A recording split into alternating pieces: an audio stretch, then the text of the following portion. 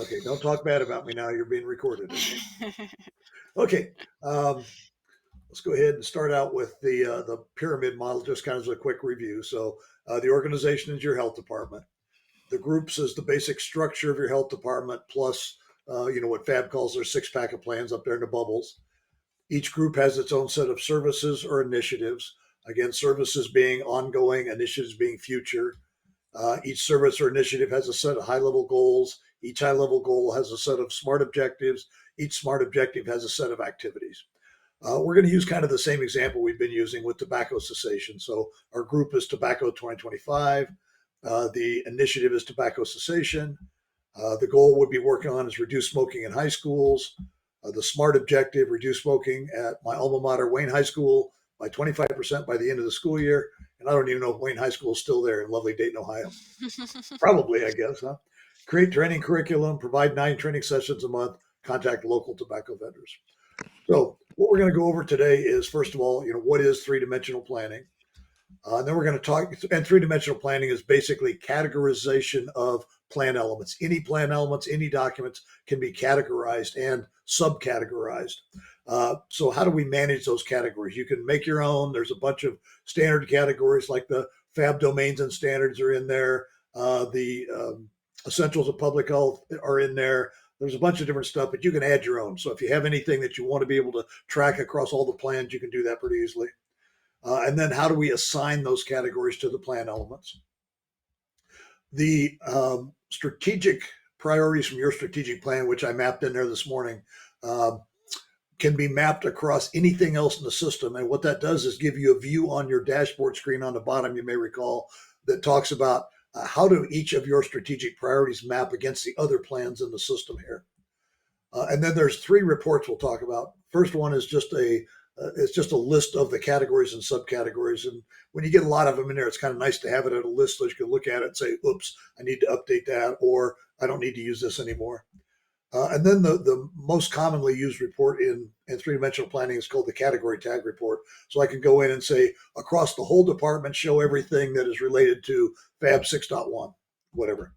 And then there's a categorization report, and that was kind of put in there as a after the fact. So after you've been using categorization and 3D planning for a year, and you've moved plans around and you've reassigned people and stuff like that, you end up getting some of the categories. You don't know that. Why didn't it show up on a report? I know it's categorized this way, and then you can look at the categories and say, "Oh, I see," because I added this other category in there, and it's kind of taking it out of there. So we'll talk about that a little bit here. So this is really all we're going to be talking about today. It's pretty simple. So first of all, what is 3D planning? I use the example with the FAB 6-pack of plans, but this can be across any kind of plans that you have in the system here. So for instance, you might want to say, what are we doing across the whole department related to public health essential number 1? Or in the FAB world, what are we doing across the whole department that would relate to FAB standard 6.1? And where this can be used is as you're going through your site reviews or even a mock site review, you can bring up with that category tag report, you can say, show me everything across the whole department, including all the documents that are utilizing FAB standard 6.1 or that are related to FAB standard 6.1. So what it does is kind of bring everything together in one place here. The strategic priorities we talked about are mapped in there. So I can say I can map my strategic priorities. In this case, we have a strategic priority around partnering. I can map partnering to anything else in the system. So how does everything we're doing in the system roll up to our strategic priorities and our strategic plan, which in effect, everything should roll up to your strategic plan because it is kind of the encompassing cloud over everything else. And then if you're using the document management, especially in an accreditation process, you can go through and tag every document in the system against the FAB standard. So which standards do these documents tie to? And you can have one document tied to multiple standards as well. Sometimes you're going to have that in the case. So basically, we're kind of looking at an umbrella over everything that's in the system and being able to extract that data. And we'll show you how that happens here. So the first thing we're going to talk about is managing the categories and subcategories. So I'll take you back to your account here. And this is just your group screen here. I'm going to go up to the main menu, the gray one up here, and then go down to the categories. So on the left are what we call the primary categories. So you got to see strategic priorities. Now, when I select that, it shows up as subcategories. These are the top level of your strategic plan. So you've got these 6 subcategories or strategic priorities. And then we have one called service type. So what kind of a service is this that we're providing? A direct service, indirect, or capacity building, policy approaches. And again, you don't have to keep any of these. These are just kind of the defaults in the system here. You can change these, you can add to them, whatever you want to do. Requirements, are we required by federal or state law to provide this service? Or is it just a fiduciary responsibility? Or is it part of a grant deliverable? Funding types, where's the dollars coming from? And a lot of people will actually put in another bullet in here called grants. And if you have multiple grants, like you have your FIG grant, you have some CDC grants, you can actually put the grant description as a subcategory over here. So then you can map everything you're doing against the different grants. So I can go back and say, what is this grant funding? And then you got the essential public health services, the 10 of those. And then we got the FAB domains and standards down here. So in order to add, one thing you'll notice on the left side over here, the primary categories have 10 in between. So you can add services in between. And to do that, let's say you want to add a new service that's state requirements. So you're going to go down here, hit the plus button. You're going to put in here state requirements and save it. That's all there is to that. It's going to come up with a category. Initially, it'd be 150. So it'll be the top one plus 10. But if I wanted to move state requirements up to, let's say, in between service type and requirements, I could just change this to a 15, and then it's going to be in between here, and it'll sort down that order. So, yeah, just using the sort order basically on the left here. Once I select a category, then I can go over here and I can add. So if I hit the plus button, it's going to give me an open field to add and save it. I can edit one of these. So maybe federal grant was spelled wrong or something. So I can go down here and change it, save it. I can remove them. So I can go down here and just select the one that I want to remove and hit the X button. It's going to ask you if you want to remove it. Now, once I select or add a new primary category type, then I'll select that one. Then I'll go over here and do my adding of all the subcategories. And basically, they're just text fields. So you can kind of put anything you want to put in there. And again, the one that I've seen as somewhat common is what I was talking about, state requirements. So the state might say, you have to track A, B, and C. Then what you can do is go back and say, these are the state requirements that I have to track, and I can map those to all of my other plans. Does that make sense? Okay. So this is how you manage the categories and subcategories, and this is only available to the org admin level users in here. So any questions on that? Does that kind of make sense? Do you mind just going back to that previous slide for a second? Did you want to go to the screen we were on? Oh yeah, the screen, I Okay. guess. Yeah, that one. Okay. Yeah, so we'll have to see what people find helpful. For me, it would be strategic priorities. And we'll have to see if Tim or others would find it helpful to map by funding source. Yeah, that's the other one I could potentially see is like the what is this money funding? But mhm, I agree. Right now it would be like strategic mhm. priorities. And again, you can move these things in and out. Again, it's just a text field on each side, so you can move them in and out as needed. Um, and you can add whatever you want over time. So as you find a need for something, you can just go ahead and add your primary category and then whatever subcategories you have underneath it. I guess for reaccreditation, it would make sense, or even as we're responding to FAB's questions, when they come back to us with questions, it makes sense to map to these domains. We're not using the full functionality of VMSG in terms of like document management Uh-huh. for FAB because we already were too far downstream with our kind of manual system for this Yeah, submission in December. But this would, in theory, help us identify work that we're doing that would meet requirements, right? exactly. Yeah. And so could we do that? I mean, that would still work for reaccreditation. Yeah, yeah. Yeah. Okay. Domains are all the same for accreditation, reaccreditation. We kind of did the superset. So if there's a reaccreditation standard and an accreditation standard, they're both in there. So how does it tag? How does it map back to these categories? Do you need to, I'm is going it to show like you doing a that word next. search? Okay. Was I teeing you up for the next part? Yes, you were. You did a great Okay. job. All right, good. But don't tell my pager to do that, okay? Okay, so let's go past here. So assigning categories and subcategories. So let's go back to here. Okay, so I'm going to go back down to the tobacco program group again. So tobacco 2025. I'm going to go down to the services or initiatives. So I'm going to choose tobacco cessation. This button right here is the categorization. So it's a little up arrow with a paper clip on it. So when I click that, you're going to see exactly the same categories and subcategories we saw without the ability to edit them in here. So let's say I wanted to go down and say I want to assign public health essential service number 2, investigate, diagnose, and address health problems and hazards affecting the population. Tobacco kind of seems like it would fit into there. And then also I'm going to go down and select FAB domain 2, standard 2.1, which is anticipate, prevent, mitigate health threats through surveillance and investigation of health and environmental hazards. So I would say tobacco fits into there. And I can pick any others that I want to have in here. So I could do strategic priorities. I can do service type. That would probably be maybe an indirect service, requirements. Yeah, I would say more of a fiduciary responsibility than anything in there. Funding types, that would be where am I going to get the money? It could be county funded, it could be grant funded, foundations, whatever it happens to be. So for now, let's just say we're going to have essential service number 2 and FAB domain 2.1. And again, I can have as many as I want down there. Now I'm going to hit this button down here, and it's going to give me the option. So remember, right now I'm at the service initiative level, way up the pyramid. And if what it's saying is, do I want to categorize exactly the same way everything below it? So goals, objectives, and activities. Most commonly, that is the case. You're going to do that because if it's an initiative and you've tagged it this way, probably the made up planning elements are going to be the same. So I'm going to go ahead and say yes.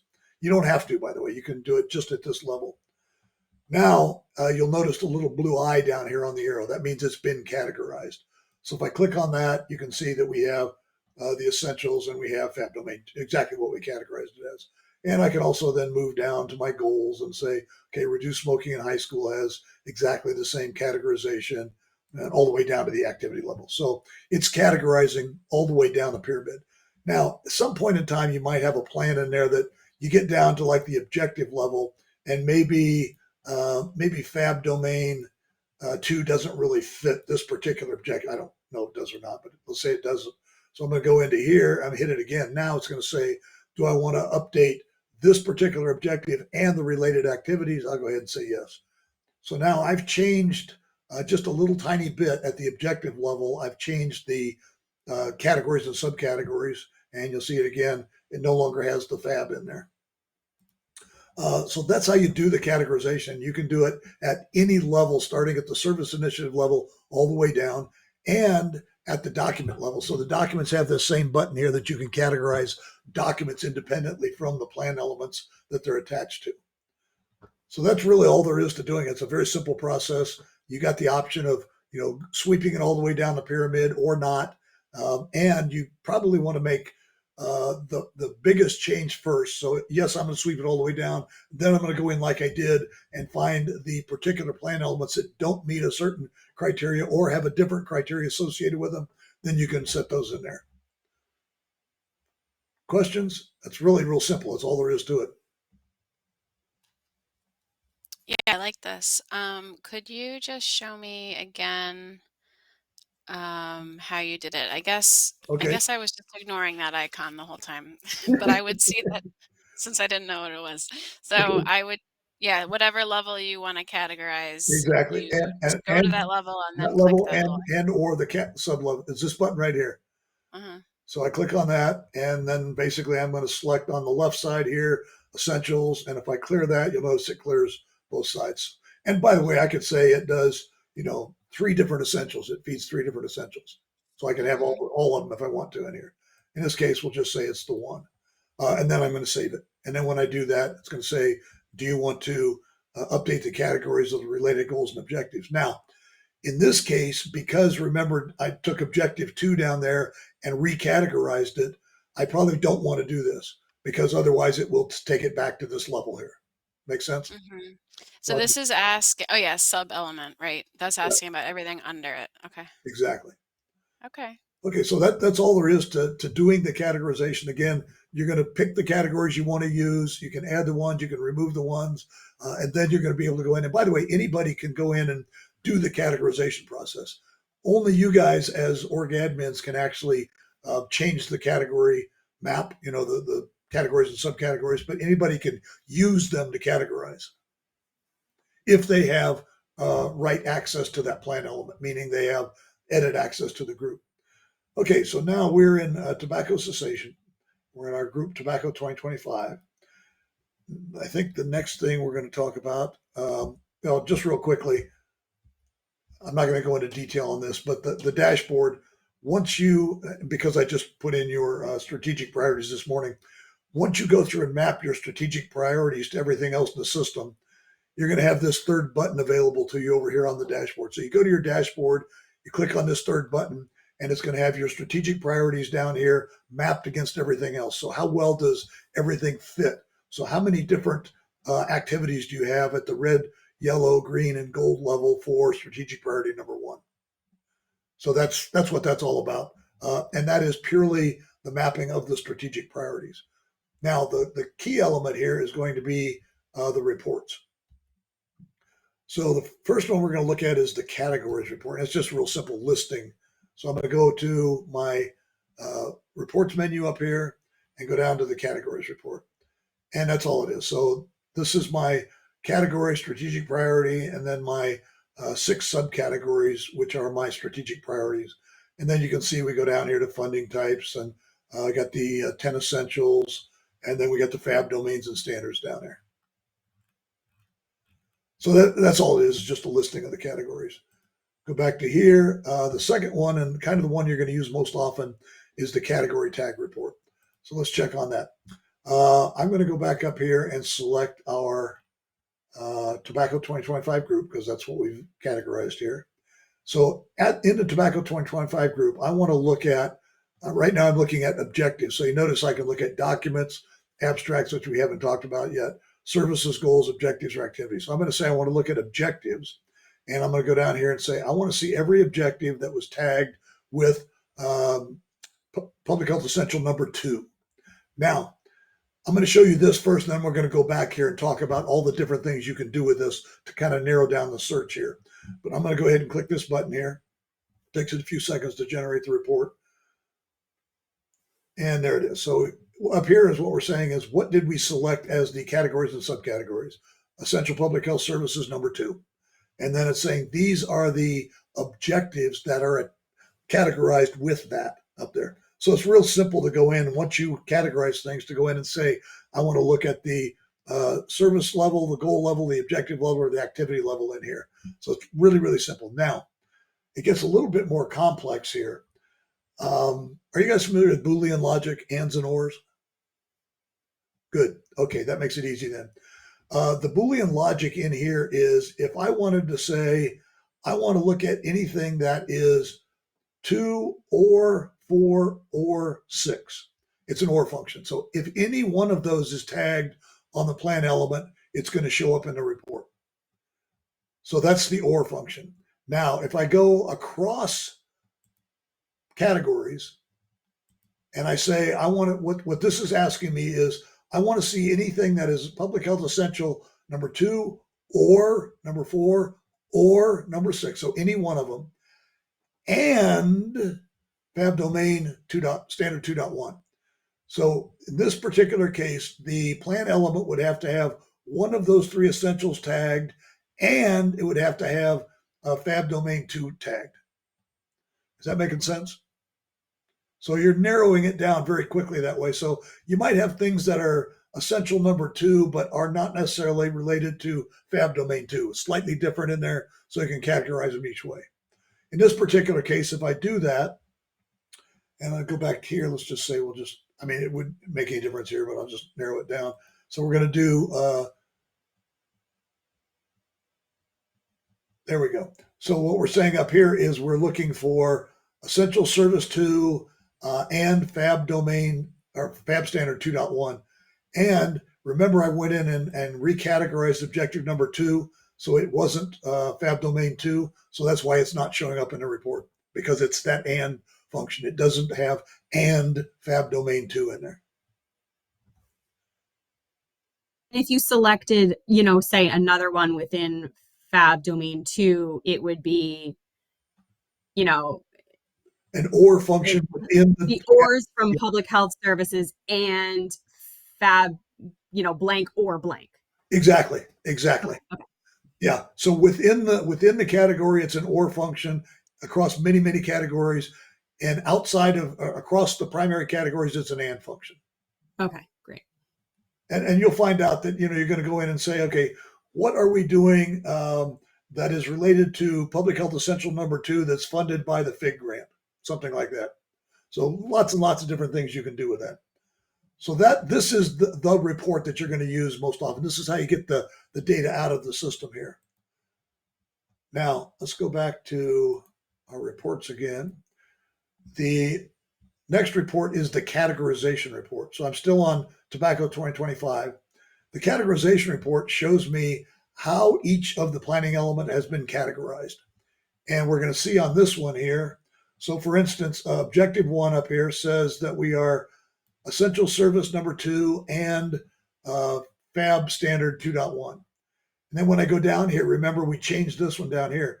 It's just now essential service number 2, but not fab 2.1. So where this comes in handy, again, it's kind of in the future after you go through and get used to doing this and categorize a lot of stuff. And you categorize and uncategorize, and you kind of go back and say, where am I? This report will tell you where you are. So say, how have I categorized this particular plan? And then I can look at whatever level I want to look at, goal, objective, and activity level up here. So those, and then there's also this button that if you had a bunch of things and you thought you had everything categorized, you can hit the show uncategorized button. And in this case, we don't have anything in here, but it'll show you everything that has not been categorized at all. So maybe you missed it as you were, going through, or maybe you added a new planning element, like maybe you added a new objective and you forgot to go back and categorize it, and then it didn't show up in the report, and you go back and look at the categorization report and say, oh yeah, I forgot to do that. Then you can boom, categorize it. And those are the 3 reports. That is 3-dimensional planning. That's really all there is to it. So basically it's a categorization process and the ability to go back and extract the data. And you'll find that after you play with it for a while, the Boolean function really does give you a lot of power in what data you extract from the system here. What else can I show you? Can you go back to the 3 reports? I don't necessarily have a question, just you move fast, as you know, so I just kind of Who, me? Come on. Yeah, so the categories report is the one that's the listing. Category tag report's the one you'll use most. Categorization report is how has everything been categorized. Mm-hmm. And those are in the reports menu right here. So categories report, categorization report, and category tag report. Mm-hmm. Okay, so categories is when we want to adjust which categories we're selecting. This is just to a report. use. This is just showing you what's in there. Mm-hmm. You go to the main menu and Oh, go to yeah. categories is how you actually make the adjustments. Okay. And again, only folks at your level will have access to that button at all. Mm-hmm. So nobody else can adjust the categories. They can use them, but they can't adjust them. Okay, and then can you go back to the other category reports? Yep. So categorization report is telling us how we have categorized our Yeah. activities, etc. Yep. And then category tag report, that's when we're playing around with That's when the you're Boolean. extracting the data. Yeah. And you Yeah, got the okay. Boolean functions and stuff in there. Okay. Yeah. What I would recommend is go in and even in the archive group or in the training group, go around, play with it. So maybe you can use the same plan we're doing here or your old strategic plan and just go and play with it and categorize it.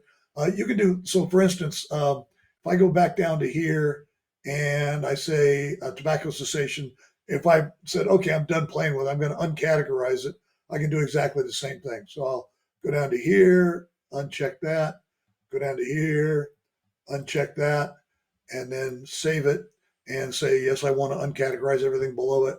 So now you notice the blue eye disappears and it'll be gone all the way down.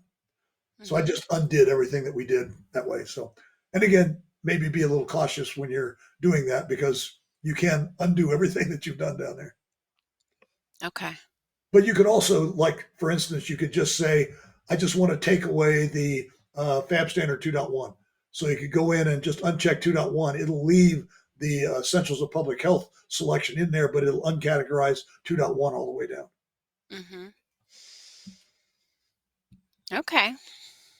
Yeah, like I said, I recommend kind of going in and playing with it and use the tobacco group or something like that and just play with it and then, work on the reports and kind of try to see if you set up something with multiple different categories. If I want to say, I want to see this with this and this or this, and just play with it a little bit and it'll be very clear very quickly. Mm-hmm. And if you have any questions and it doesn't work the way you think it works, pick up the phone, call me. Great. I'll try not to be Okay. running too badly in our heat out here. Okay. Okay. Good. Anything else, Julie? You got it?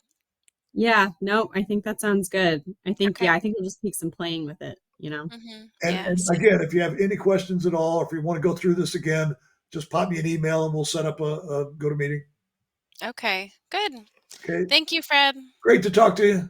You Thanks. too. Take Bye-bye. care. Bye. Bye.